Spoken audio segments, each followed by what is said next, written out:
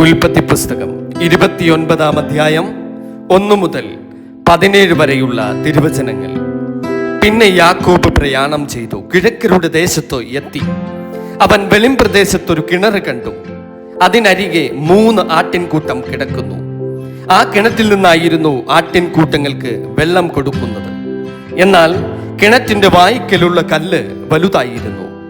ആ സ്ഥലത്ത് കൂട്ടങ്ങളൊക്കെ കൂടുകയും അവർ കിണറ്റിന്റെ വായ്ക്കൽ നിന്ന് കല്ലുരുട്ടി ആടുകൾക്ക് വെള്ളം കൊടുക്കുകയും കല്ല് കിണറ്റിന്റെ വായ്ക്കൽ അതിന്റെ സ്ഥലത്തു തന്നെ തിരികെ വയ്ക്കുകയും ചെയ്യും.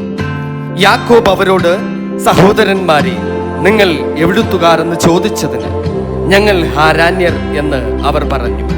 അവൻ അവരോട്, നിങ്ങൾ നാഹോറിന്റെ മകനായ ലാബാനെ അറിയുമോ എന്ന് ചോദിച്ചതിന് അറിയും എന്നവർ പറഞ്ഞു. അവൻ അവരോട്, അവൻ സുഖമായിരിക്കുന്നുവോ എന്ന് ചോദിച്ചു. സുഖം തന്നെ. അവന്റെ മകൾ റാഹേൽ അതാ ആടുകളോട് കൂടെ വരുന്നു എന്ന് അവൻ അവരോട് പറഞ്ഞു. പകൽ ഇനിയും വളരെയുണ്ടല്ലോ, കൂട്ടം ഒന്നിച്ചു കൂടുന്ന നേരവുമായിട്ടില്ല. ആടുകൾക്ക് വെള്ളം കൊടുത്ത് കൊണ്ടുപോയി തീറ്റുവീനെന്ന് അവൻ പറഞ്ഞതിന് അവർ, കൂട്ടങ്ങളൊക്കെ കൂടുവോളം ഞങ്ങൾക്ക് വഹിയ.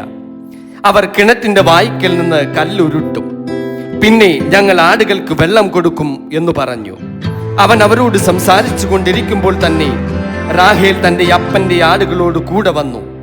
അവളായിരുന്നു അവയെ മേയിച്ചു വന്നത്.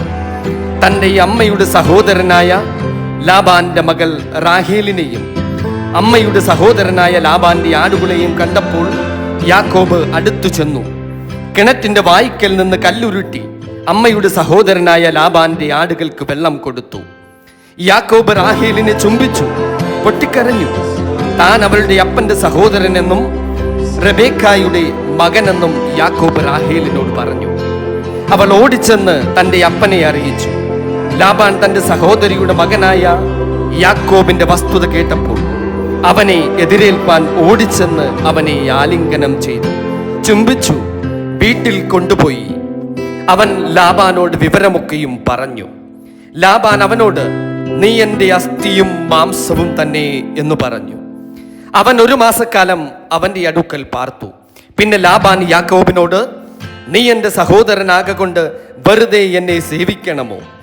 നിനക്ക് എന്ത് പ്രതിഫലം വേണം എന്നോട് പറക എന്ന് പറഞ്ഞു. എന്നാൽ ലാബാന് 2 പുത്രിമാരുണ്ടായിരുന്നു. മൂത്തവൾക്ക് ലേയ എന്നും ഇളയവൾക്ക് റാഹേൽ എന്നും പേർ. ലേയായുടെ കണ്ണ് ശോഭ കുറഞ്ഞതായിരുന്നു. റാഹേലോ സുന്ദരിയും മനോഹര രൂപിണിയുമായിരുന്നു.